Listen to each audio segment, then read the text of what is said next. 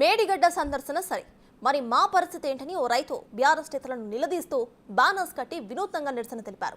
సుందిళ్ల బ్యారేజీ భూ నిర్వాసితులకు నష్టపరిహారం చెల్లించాలని పలు చోట్ల బ్యానర్స్ కట్టి నిరసన వ్యక్తం చేశాడు ఓ రైతు. మంథని మండలం సిరిపురం గ్రామానికి చెందిన చంద్రమోహన్ యాదవ్ తనతో పాటు గ్రామానికి చెందిన అనేక మంది రైతులు పార్వతీ బ్యారేజ్ బ్యాక్ వాటర్తో తీవ్రంగా నష్టపోయారని కట్టిన బ్యానర్స్ ఆలోచింపజేస్తున్నాయి.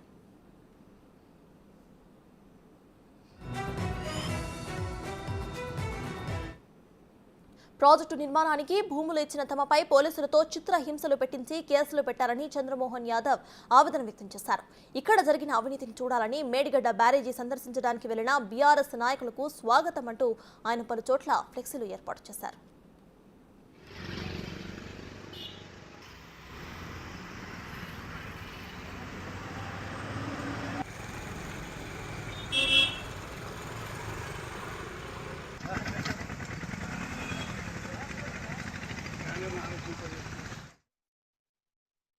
సందర్శన కొరకు వస్తున్న మీకు మా ప్రాంత సమస్యలు చెప్తాము. ఈ ప్రాంతాన్ని ఈ ప్రాజెక్టును వాడుతున్నారా తప్ప ఇక్కడ ప్రజలకు ఎలాంటి ఉపయోగం లేదని మేము పవర్ పాయింట్ ప్రజెంటేషన్ ద్వారా మీకు వివరిస్తాము. సుందిళ్ల బ్యారేజ్ భూ నిర్వాసిత రైతు మేము సుందిళ్ల బ్యారేజ్ కానీ ఉంటాం. మీకు పెట్టేసి మహారాజ్ పేరు బుక్ చేసి అక్కడనే వెయిట్ చేస్తాము. మీరు రావాలని మేము కోరుకుంటున్నాం. టీఆర్ఎస్ ఎమ్మెల్యే కేటీఆర్ గారు, హరీష్ రావు గారు, కేసీఆర్ గారు, మీరు మా సుందిళ్ల బ్యారేజ్ వద్దకు రండి. ఇదే మా ఆహ్వానం. మీరు కట్టిన కాళేశ్వరం ప్రాజెక్టు ద్వారా మా ప్రాంతము ఎంత ముప్పున గురవుతుంది. భూసేకరణలో మాకు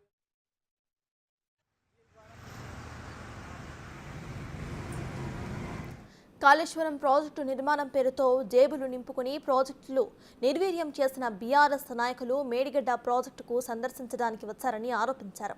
కేటీఆర్తో పాటు బీఆర్ఎస్ ఎమ్మెల్యేలు సుందిళ్ల బ్యారేజ్ను కూడా సందర్శించాలని డిమాండ్ చేశారు. బ్యారేజీ వద్ద రైతులందరం కూడా ఉంటామని, పవర్ పాయింట్ ప్రజెంటేషన్ ద్వారా నష్టపోయిన రైతుల గురించి బీఆర్ఎస్ నాయకులకు తెలియజేస్తామని సవాలు విసిరారు.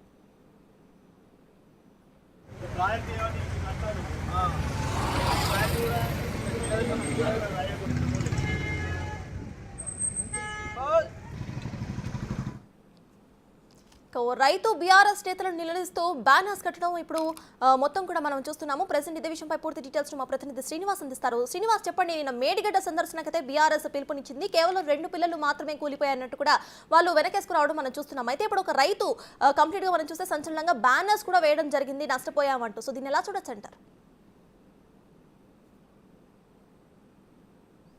ఎస్ సర్తాజ్, ప్రస్తుతం మనము మంథని నియోజకవర్గం లోపల ఉన్నటువంటి సుందిల ప్రాజెక్టు వద్ద ఉన్నాము.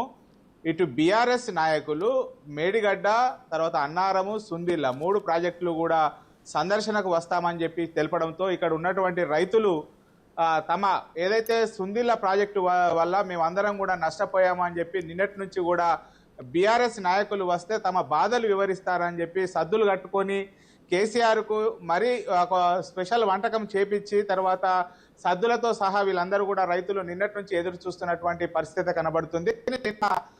వీళ్ళంతా కూడా ఏదైతే మేడిగడ్డ ప్రాజెక్టు పైన సందర్శనకు వస్తున్నటువంటి నేపథ్యంలో ఇక్కడ పవర్ ప్లాంట్ ప్రదేశం కూడా ఇస్తానని చెప్పి బీఆర్ఎస్ నాయకులు చెప్పారు. కానీ ఇక్కడికి రండి, ఏదైతే ఈ ప్రాజెక్టు ఉన్నదో ప్రాజెక్టు వద్దకు వస్తే, సుందిళ్ల బ్యారేజ్ వద్దకు వస్తే మేము కూడా మాకు జరిగినటువంటి నష్టాలను మొత్తం కూడా పవర్ ప్రజెంటేషన్ చేస్తామని చెప్పి రైతులందరూ కూడా వీళ్ళందరూ కూడా నిన్నటి నుంచి కూర్చున్నటువంటి పరిస్థితి కనబడుతుంది. నిన్న ఉదయం నుంచి కూడా రైతులు ఇక్కడ ఉన్నటువంటి సుందిళ్ల బ్యారేజ్ వద్ద మొత్తం ఈ సుందిళ్ల బ్యారేజ్కు సంబంధించినటువంటి నిర్వాసితులు ఎవరైతే ఉన్నారో నిర్వాసితులంతా కూడా వీళ్ళంతా కూడా ఇక్కడ ఫ్లెక్సీ కట్టి మమ్మల్ని పరిహారం అడిగితే చిత్రహింసలు పెట్టారు.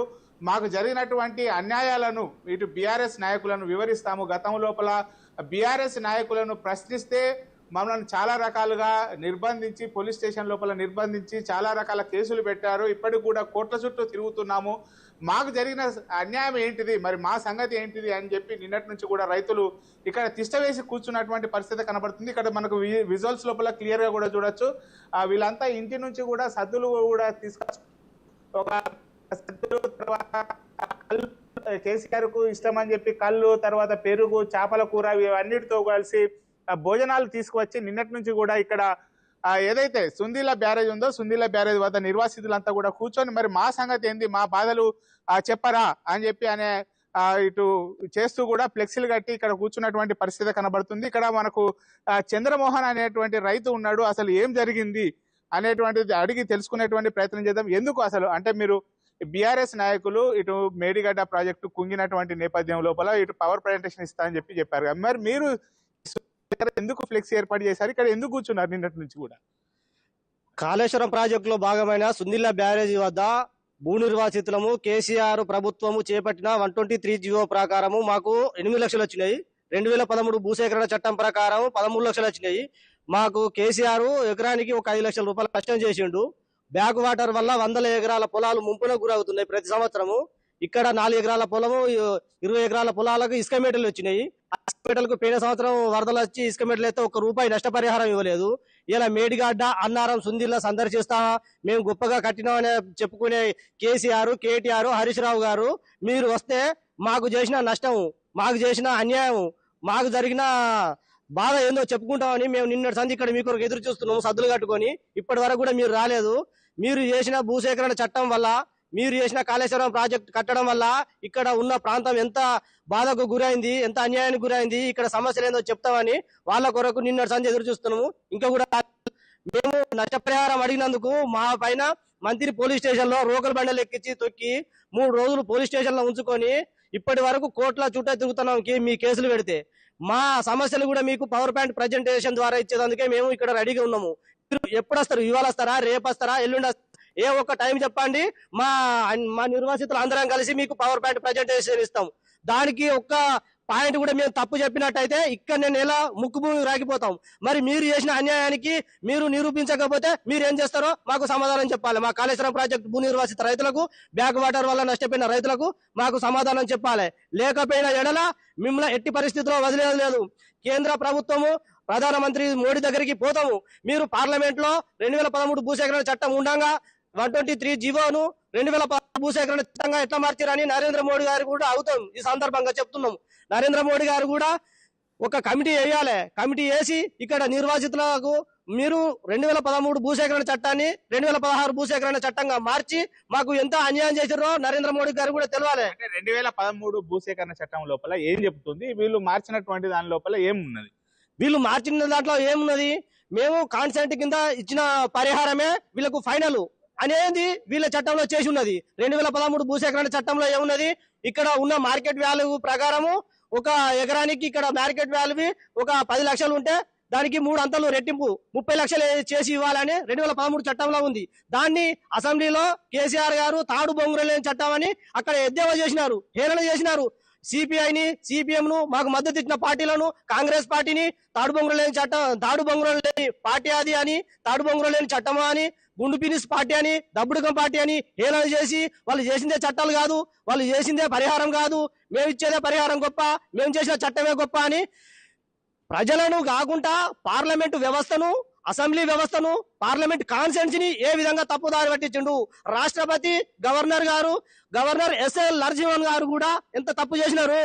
రాష్ట్రపతి ద్వారా ఒక చట్టాన్ని ఎంత తప్పు చేయించవచ్చు అనేది నిరూపించిండు కేసీఆర్ చేసిన పార్లమెంటరీ వ్యవస్థ మొత్తం కొలాప్స్ అయిపోయింది. ఈ రోజు మీరు చట్టాలు చేసే అవగాహన లేకపోతే ఉన్న చట్టాలను ఇంప్లిమెంట్ చేయండి. లేకపోతే దానికైనా మెరుగైన పరిహారం ఇస్తాం, మెరుగైన చట్టాలు చేస్తాం అన్నప్పుడు చట్టాలను చేసేటప్పుడు పార్లమెంట్ లో గానీ అసెంబ్లీలో గానీ చర్చ పెట్టండి. ఆ చర్చ ద్వారా మాకు జరిగే అన్యాయాన్ని ఆ చర్చల ఉన్న సభ్యులు అక్కడ చర్చిస్తారు. మీరు సంఖ్యాబలం ఉన్నదని చెప్పి అసెంబ్లీలో 10 నిమిషాల అసెంబ్లీ సమావేశాలు ఏర్పాటు చేసి 10 నిమిషాలలో బిల్లు పాస్ చేయించుకొని మీరు ఆ తర్వాత చట్టం ఐజ్ పాస్ అంటే 2016 చట్టం ప్రకారం మాకు ఒక ఎకరానికి 5 లక్షల రూపాయలు 123 ప్రకారం నష్టపోయినాము. దీనికి మాకు పూర్తి నష్టపరిహారం అంతా వచ్చేంత వరకు మేము ఎట్టి పరిస్థితుల్లో ఈ లోన్ వదిలిపెట్టము. మరొక మహిళా రైతు ఉన్నారు, చెప్పండి అమ్మా. అసలు అంటే మీకు అప్పుడు ఏమి హామీ ఇచ్చారు? మీ ఇప్పుడు ఈ సుందిల్ల బ్యారేజ్ లోపల మీ భూమి ఎంత పోయింది? మీకు జరిగినటువంటి నష్టం ఏంటి? అది 3 ఎకరాల 40 సార్. 3 ఎకరాల 40 పోతే అది కేసు పెట్టిన వాళ్ళకి 13 లక్షలు వచ్చినాయి. కేసు పెట్టిన వాళ్ళకి 6 లక్షలు, కేసు పెట్టిన వాళ్ళకి అయితే 8 లక్షలు అన్నట్టు మేము సంతకాలు పెట్టినాం. మోసపోయి సంతకాలు పెడితే ఆ 8 లక్షల పట్టకున్న భూమి కూడా ఇప్పుడు ఇస్తలేరు. ఆ గిసుక అంతా పోయి పొలాలు కూడా మొత్తం తవ్వకపోయినట్టాయి. మొత్తం అది పంటలు కూడా పోయినాయి 2 సంవత్సరాలు. ఒక్కొక్కరు పంటలు నష్టం అయితే కూడా నష్టపరిహారాలు కూడా ఎవరు ఇవ్వలేదు. ఒక్కరు కూడా ఇటు మొఖాన్ని నచ్చిన వాళ్ళు లేరు. ఎవరు అలా చూసుకున్నారు. మన ఏమన్నా అంటే మేము 8 లక్షలు ఇప్పించినామని అనుడు అంతే. 8 లక్షలు ఇప్పించినాము అంటే ఇప్పుడు కేసు పెట్టిన వాళ్ళకి 13 వస్తాయి, మాకేమో 8 లక్షలు వస్తాయి సారు చెప్పు. 8 లక్షలు వస్తే ఎంత 5 లక్షలు నష్టపోయినట్టే కదా. ఇప్పుడు ఇంకా అంటే పరిహారం ఇంకా కొద్దిగా మీకు వచ్చేది ఉందని చెప్పి తెలిసింది. ఇంకా ఎన్ని ఎకరాలకు రావాలి పరిహారం? 3 ఎకరాల 3 ఎకరాలకు 5 లక్షలు అయినా కానీ మాకు ఎంత లాస్ సారు. 8 లక్షలు ఎక్కడ 13 లక్షలు ఎక్కడ. 8 లక్షలు ఇప్పుడు కేసు పెట్టిన వాళ్ళకి 13 వచ్చాయి, మాకేమో 8 వచ్చాయి. వాళ్ళకు మాకు 8 వస్తాయి, వాళ్ళకి 13 వచ్చినాయి.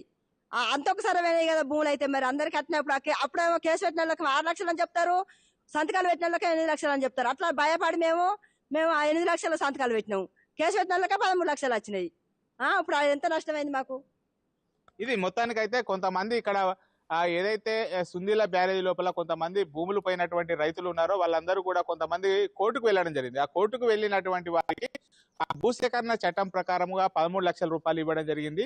ఎవరైతే ఈ బాధితులను నమ్మించి మీరు కోర్టుకు వెళ్ళకండి మేము న్యాయం చేస్తామని చెప్పి చెప్పడంతో వీళ్ళందరూ కూడా 8 లక్షలకి వచ్చాయి. ఈ గ్రామం లోపల దాదాపుగా 30 మంది రైతుల భూములు పోగా ఒక ఇద్దరికి మాత్రమే మొత్తం పరిహారం వచ్చింది. మిగతా రైతులంతా కూడా 8 లక్షల రూపాయలు రావడంతో తమ పరిహారం కోసం ఎదురు చూస్తున్నారు.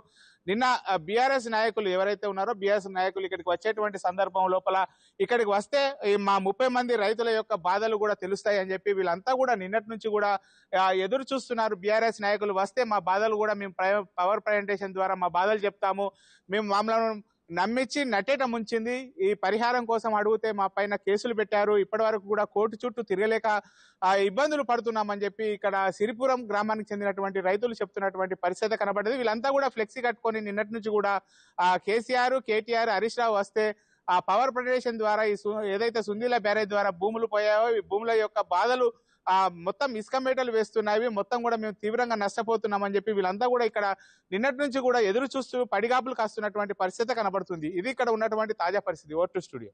Right, thank you Srinivas.